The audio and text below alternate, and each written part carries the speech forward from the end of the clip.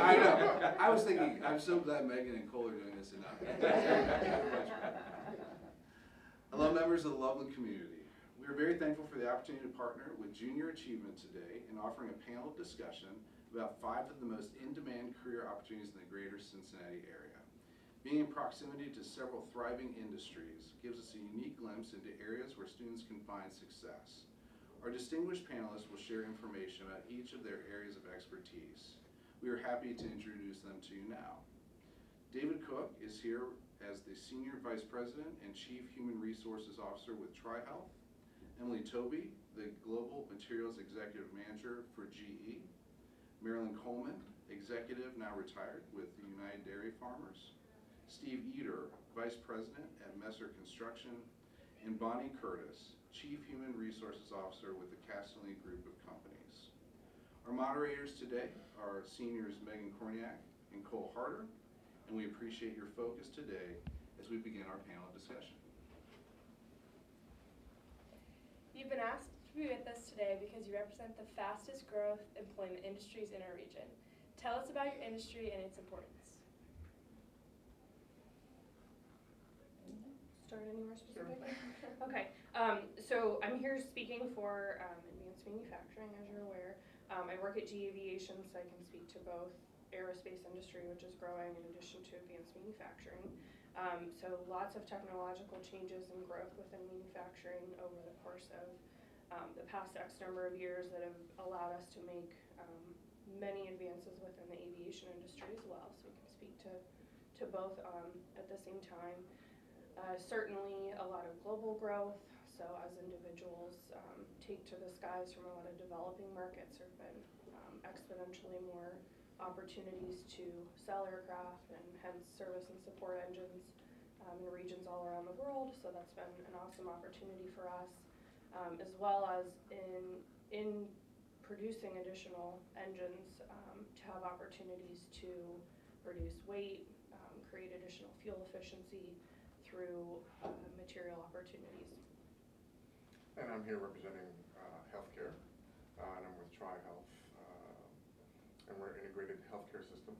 And being one of the fastest growing industries, it is an industry that is becoming more and more in demand based upon how patients are evolving, based upon the numbers of individuals now that were not traditionally within healthcare, and I'm here to help explain some of the career options that we have in healthcare that are not your traditional ones that everyone thinks about as far as clinical care.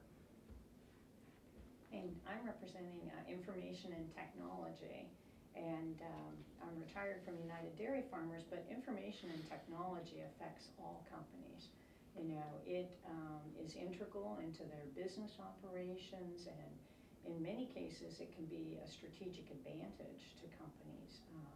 You know, particularly if you think about loyalty programs, or, you know, other companies have used technology, you know, to be able to, you know, in some cases, you know, really give them a competitive advantage. Maybe Amazon, you know, has really affected other retailers. So, you know, it's just a very broad aspect, affects all companies.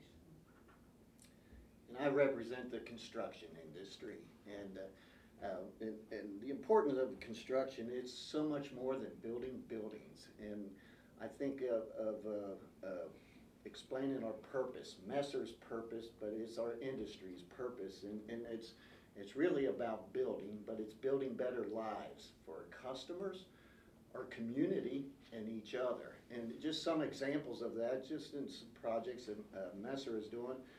We're teamed up with healthcare, David Cook and TriHealth, and Xavier University, building a Health United building and rec center for serving students at Xavier University and faculty and the athletes. Building the Cincinnati Northern Kentucky Airport, just a huge expansion there for the patrons and make it ease for travel in and out of the airport, rental cars.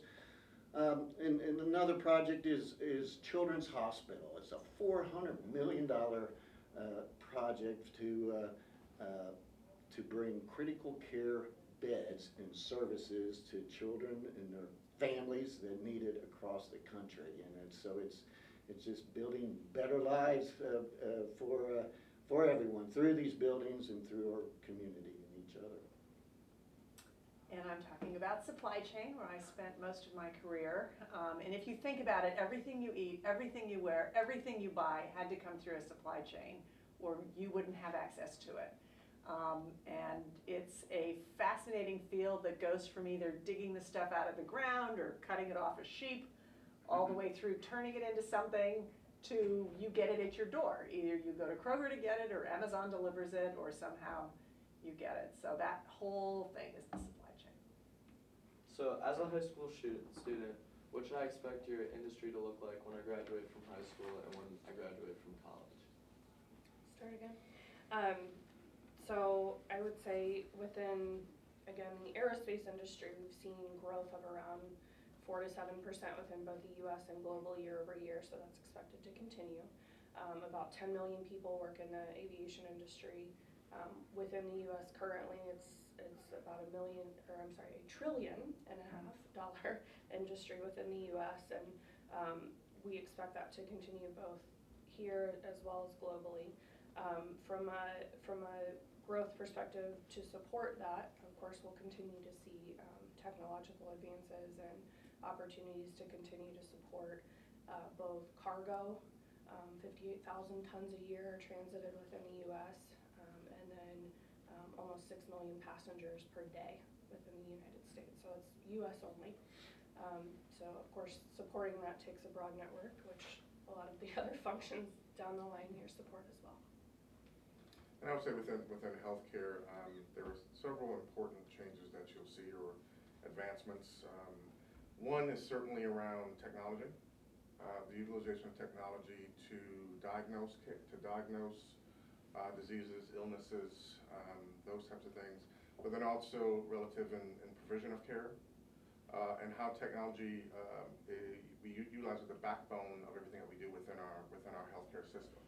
It really drives all of our workflows, and so being very technologically enabled is important to healthcare, and become even more critical. We utilize it today, but it's become even more critical relative to every team member every employee being able to understand how it helps to advance the work that we do for our community, and for everyone that comes to the doors of our different facilities. The second thing is team-based care.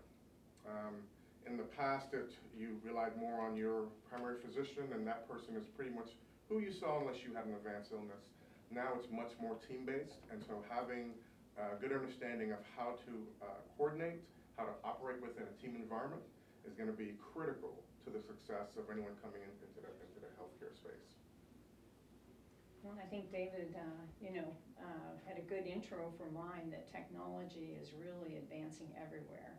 And if you think about, I think some of the things we'll see in the future is artificial intelligence, and that is going to affect all of our industries. It's affecting the healthcare industry. You think about self-driving cars, that will probably become a reality, not just cars, and vehicles in general. So, and then there's always the unknown. Technology continues to grow very quickly, and new advances that we'll probably see when you're graduating from college. So the construction industry, we're just booming right now. And we just did a forecast over the next 3 years of the demand, and it's huge.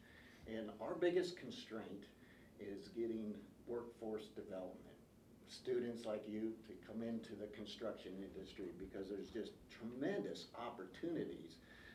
And everybody's talking about technology, and it's in construction big time.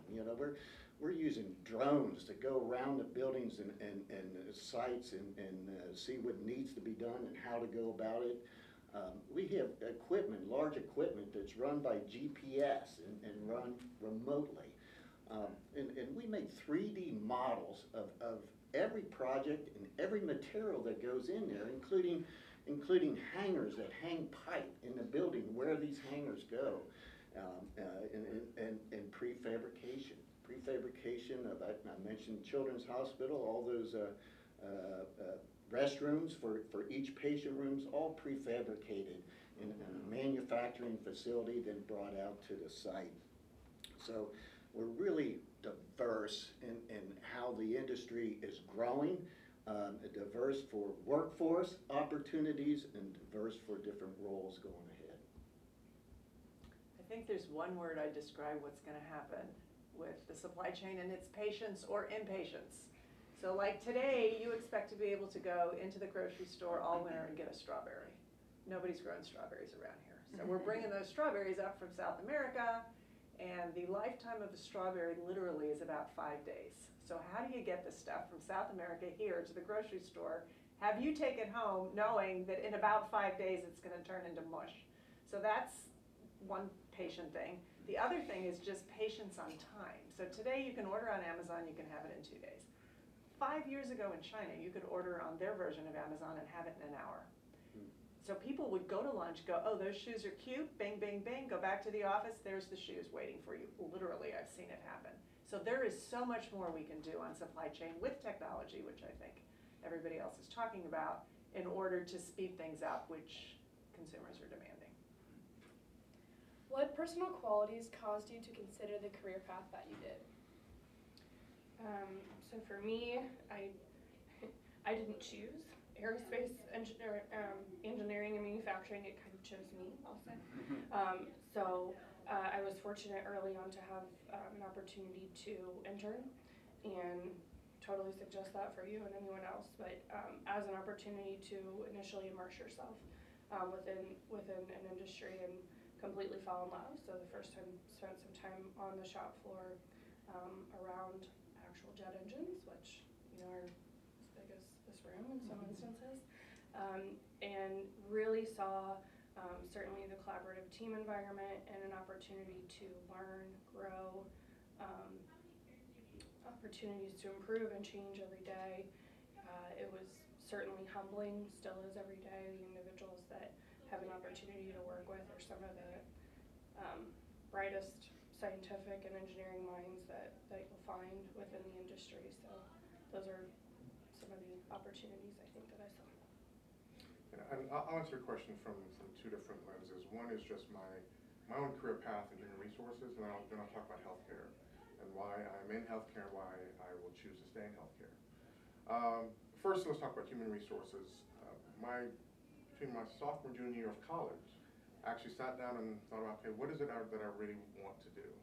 And I had some great advice from a friend, and that was really around what is it that you really like to do, what are you passionate about, and what are you good at? And so when I looked at those two things, I was very good in psychology. I just had a knack for that, and I was very good in business. And so the combination of those two things really was, as I did my research, was human resources. So that's what I set on my path. And I also wanted a career where I could be industry agnostic. It didn't matter what industry I was in, human resources is going to be a critical part of that industry. And so I benefited from that because I've had the privilege and pleasure of working in many different industries throughout my career. And with human resources, I get to impact every aspect of the organization. No matter what is going on, there's an aspect that myself or the team that I work with, we have to be part of that solution for the organization. And then healthcare, I've been in healthcare in about 11 years, and I didn't necessarily choose healthcare. It kind of happened by circumstance. But being in healthcare now, I don't necessarily see myself moving into another industry because every day I go to work, it's very clear for me what our mission is. Our mission is to serve this community and make sure we provide the best possible care for every single person in this community, any person that comes from another community to receive care here. So that mission in and of itself is so rewarding. So that's why I love being in healthcare. I started off with a business degree and went into public accounting, and I've worked in banking, I've worked in insurance, and then I spent 21 years with United Dairy Farmers. And I think throughout my career, what I've liked the best about it, and it really covers all industries, is I like working with people. I like solving problems, and, you know, I like making money for the company. So, you know, it was always fun for me to be able to find ways, you know, to make more money for the company or work with other people on new projects that would, you know, expand the companies. And so that's always been my, what I'd like to do. So the construction industry, qualities that I have, I like the outdoors, I like teamwork, sports, and working with others. I don't like sitting behind a desk, and I like to see the results of my work. But I'll be honest, when I was in high school and in your age, I had no idea what I wanted to do. I wanted to do something, but I just didn't know what it was. And I tried another industry, and I'm working nights and 10 hours a night, 6 days a week, and wasn't my passion. I saw no future in it. So I decided to roll in college and get into a construction management program at UC, and got into their internship and co-op, and got hired as a co-op in the construction industry, and bam, that's exactly what I wanted. And I've been doing it. Like David said, you want to take your attributes, your strengths, and your passion, and put it together and get paid for it. And that's what I'm doing. Been doing it for 41 years. So it's been nice. It's pretty much all been said. I love working with people, and so if you get into supply chain, you are definitely working with people. I'm also an engineer, so I like solving problems to the point that I can go in McDonald's and it drives me nuts when it's not efficient. And my husband has to put his hand on my shoulder and say, "You don't work here, let's order, let's get out of here." So I have to fix problems when I see them, and if you're bent that way, supply chain's wonderful. And then I like seeing the tangible result of what I did. So I could go in a store and say, "I did that." And I like that too. So what would Pause my, real quick, thank you. Because of time, we're gonna catch that, we're gonna go over a 20-minute video. So I'm thinking of, let's remove questions 7 and 8, and then after question 6. Or do you want to just assign us questions? Or you want us all to answer the questions? No, you don't all have to answer a question, for sure. If there was one of those, though, that you felt particularly passionate about and would like to respond to, great. We could keep then all 8, and then again, Suzanne and I can work on editing, for sure. So that's a good idea. So let's keep them all, but if there's one that you're like, I can skip this, that'd be totally fine. Good. Okay, we can move on. Okay, Could we plan it? Do a free flow, where it's not just down the line. Yes, Where yes. people can just kind of pop in and Popcorn. Oh, yes, absolutely. I like number 7, if we're voting. I like number 7 too. Okay. So maybe we I answer like number number 7. Sure. He does 6. I would say I like 4, 8. 6, and 7. You like 8? You like 4? Nobody likes 5. Oh, I like 6 too. Yeah, I can do 5 too. I can do 5 too. Okay. Did you guys catch all that? So who's doing His 4? face is like, what? You're doing, We're gonna weigh up to 4. do we make 4, do we do 4 already? we're on. Yeah, we No, have. no, no. So who's gonna do 4? Does anyone want to answer number 4? I thought everybody was doing 4, it's 5, 6. We can, again, it doesn't have to We be could do any that. specific way, and if you think of something that comes up and it's not a question you said that you would answer, that's fine. Again, no worries, we can always edit it. Good. Does anyone have a feeling on question 4, though? We could skip I it. could do 4. That would be We can great. skip it. No, yeah, so Marilyn, if you're fine doing 4, that'd be great. Okay. And then we're fine, if there's a pause then in the conversation, then go ahead and move on to the next question. Right. Yeah. You know, can I make a suggestion? Sure. Just relative to what I think the kids might want to be hearing. 4 might be important to have more than one person. Okay, then we'll all do Especially 4. entry level. And then after that, if we could. Yeah, I think Okay. 5 is one that can be any, 4 is kind of the reason we're here. Okay. Okay. Alright. Yeah, that's awesome. Okay. Totally great. Always use the Okay, editing. Yes, Cool. and that's, we're thankful for Suzanne's expertise because we can. all right. So what would my day-to-day activities look like as like an entry-level employee in your company compared to what you do now? Feel free to describe your daily activities. I think an entry-level employee, you start off, you're learning the day-to-day operations. So in information and technology, it would depend, of course, on what you were doing. If you were working on hardware, you might be, installing computers, setting people up, getting their security correct, getting networks together.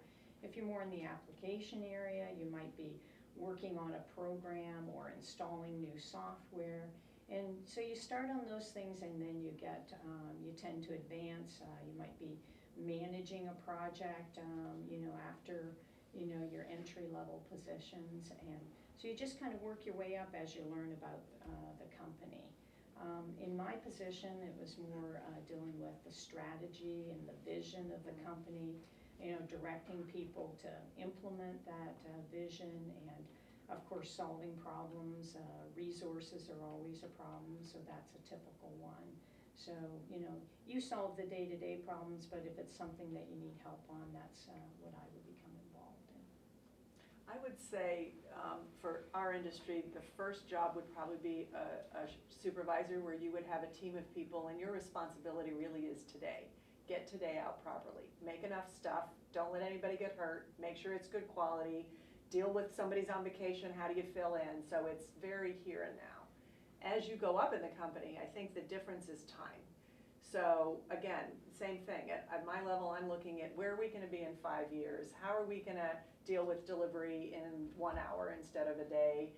What are we doing with a workforce that's tightening up? So really thinking, that's why I'm here today, right? Is trying to get people interested in supply chain. So that's, as you go up higher, the time frame of what you're trying to do gets longer and longer, and your responsibility gets wider. You've got more people responsible for it that you're responsible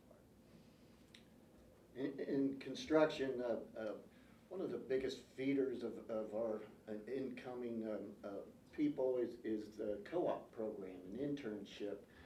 And it just works very well for us. So it works for the student to learn what we're about and what this industry is, and it works for us as the employer. But early on, in all likelihood, you'll be out on a project, a construction site, working with a team and assisting a project manager who's in charge of the project, and just working with subcontractors in the supply chain, scheduling materials, looking at submittals and procurement, making sure safety is planned in every day, and quality, and learning what it takes to be a project manager, and having just tremendous support of others teaching you the trade and what it takes to work with teams to build buildings. Can you describe a time that you tried something that didn't turn out the way you planned? I can start there. So I'll go back to when I was choosing my career. I'll start there, and then I can certainly talk about a business related one as well. When I started college, I started as pre-med psychology, and I was going to be a psychiatrist. And after 2 years, I discovered, okay, I really don't love science, and if that was going to be my career, I had to love science. At least I felt that way, and I didn't really enjoy the field of psychiatry as much as I thought I did. But the lesson learned for me there was, just because you have a plan doesn't mean you can't veer away from that and change direction at any point if it's not the right decision for you. And to have the confidence and the ability to use the resources around you to figure out, okay, well, what is the right decision for me? Not what's the right decision for someone else, for my family, for anyone else, but what's the right decision for me? And so that, for me, that was a major change point in my life, and I learned quite a bit from just going through that significant change of careers. So I'll start there, and then anyone wants to add in any business-related ones, we can go there. I'll give you an example. Early in my career, I was young. I was just promoted to one of these project managers in charge of the job, and I wanted to prove it to everybody that I was ready. So we were getting ready to pour a concrete slab in one of the areas, and I was going to move it up and get it done by Friday. It wasn't scheduled till the following week. And I said, well, I'll show everybody, I'm quicker than a plan, and so I started doing this, and then people were knocking on my office, and The electrician says, you can't do this, I got 3 days of work before that I have to put into this concrete slab. And the plumber said the same thing, and I had a mutiny going on. And I said, okay. So I learned from the school of hard knocks that it's not just about me, it's about the team and working together and communicating that. And again, that's school of hard knocks, which I excelled in that school.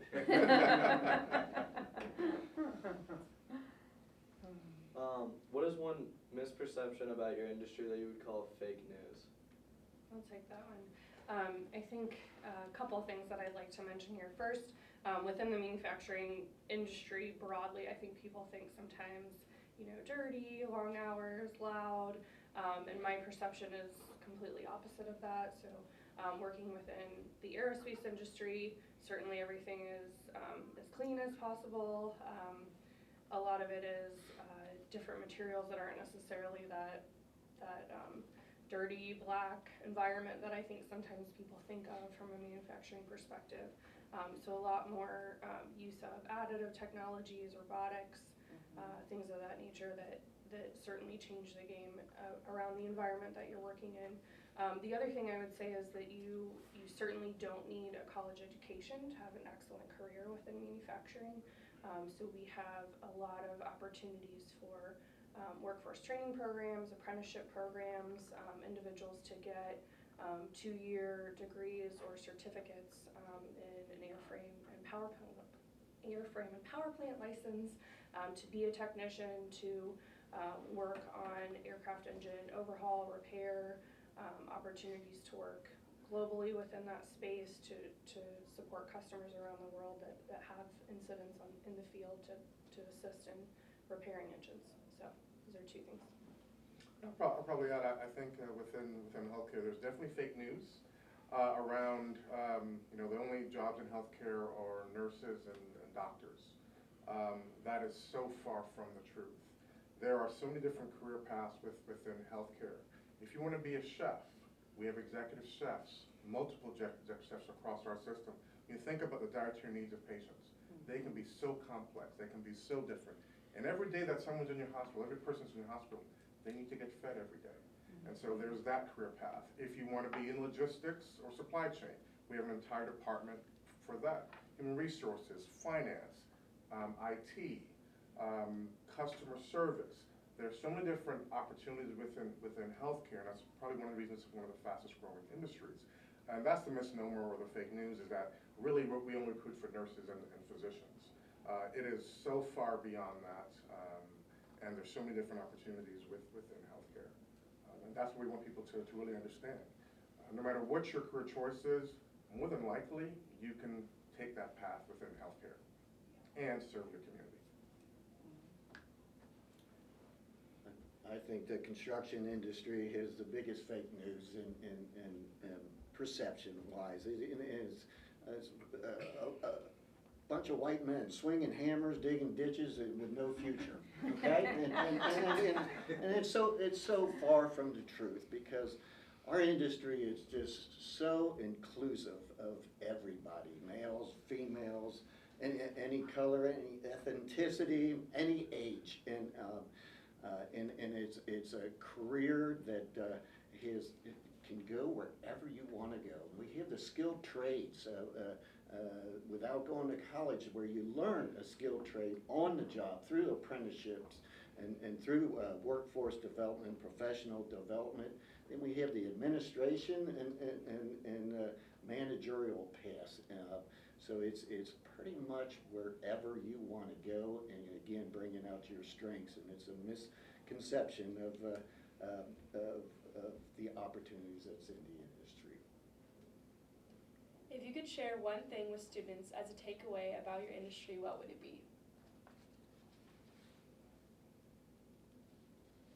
I would say our industry is growing like gangbusters, to the point that I'm giving people raises every 6 months just to hold on to them.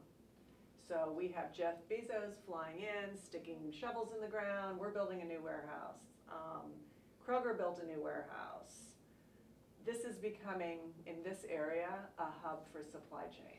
And I am really scared that in 5 years we're not going to be able to hire people for any position in supply chain. So it's a hugely growing industry, and we really please go out and tell all of your peers get into manufacturing and supply chain, because there are going to be more jobs than there are people. So that would be the thing I'd want to tell you. I think in technology, as you've heard today, it affects every business, and it's just becoming more and more important, and you know, it's definitely, you know, growth industry, and there's so many opportunities in it. I think sometimes people think of it, you know, it's geeks, you know, in a dark room, you know, but, you know, it affects the business area as well. So you have those traditional areas, but, you know, the data that we have today that we can analyze and see what customers want. And, you know, you get things on your phone that are suggesting you buy something, and that's all, you know, the behind the scenes of the data. So it's just continues to grow and provides excellent opportunities, I think, for people. So are there any steps that high school students can take now to find increased success later down in their career? I'll maybe kick that one off. I think the more you can talk to people, you know, about information technology or any career you're interested in, you know, the more you can talk to them and learn about it, you know, I think the better off you'll be. And I also would encourage, as a high school student, to get a part-time job or a summer job so that you can learn about the world of work, and just, you know, showing up on time and learning to work with other people, and all of those are really valuable skills no matter what career path you take. I would absolutely agree with what Marilyn said. I would add on and even further emphasize the need for great interpersonal skills. And because practically everything we do in business these days is team-based. And so understanding how to not only work with people, but also lead people, either officially and formally or informally lead people as well. The other thing that I think is important is try out different options. Try different things. You don't have to be satisfied with just the first thing. It's okay to try multiple careers and get experience in them. Volunteer if you have to, but understand what it is that really is a match for you, and also make sure you have the good habits today that will help you be successful later. Because if you don't develop them now, it's very hard to develop them on the job. Yeah, I'd like to echo that. If you can go and just spend a day or two shadowing somebody who's doing what you think you want to do, it is so enlightening. So my youngest daughter was going to be an accountant. I set her up after her freshman year of college. She comes home and goes, "Oh my God, most boring day of my life." I said, "Why?" She said, "All I do is talk about numbers." I said, "This is not your career, sweetheart." So she's moved on to marketing. That said, I would advise everybody to take a finance or accounting class, one class, because business is all about the money. And people come in and think, this is the right thing to do. They should give me the money for this. They're not going to give you the money for this. You've got to figure out how to converse in business finance language. So either in high school, if you still can, or when you get into college, doesn't matter what you major in, take one accounting class so you understand how the money works. All right, can I just add one more thing? I think that's a very important point, and you know, this does tie in directly with what we're doing with junior achievement, and that is about financial literacy. Learn financial literacy. Understand what that takes, what it means, how to translate that into actions for the organization you work for. If you work for yourself, how to do that as well.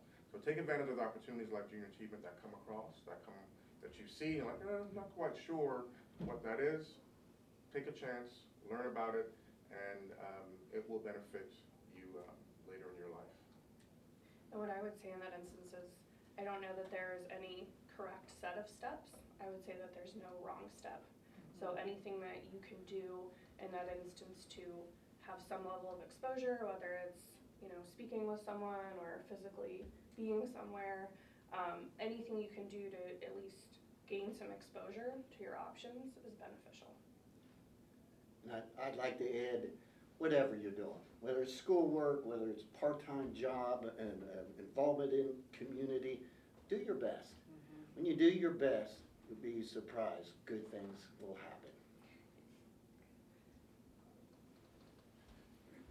We certainly want to say thank you to our executive panel who offered wonderful insights, not only into their industries, but also into ways for students to be successful. We also want to say thank you to our partners with Junior Achievement for the work that they've done to bring this together. And we thank you for your attention during today's presentation.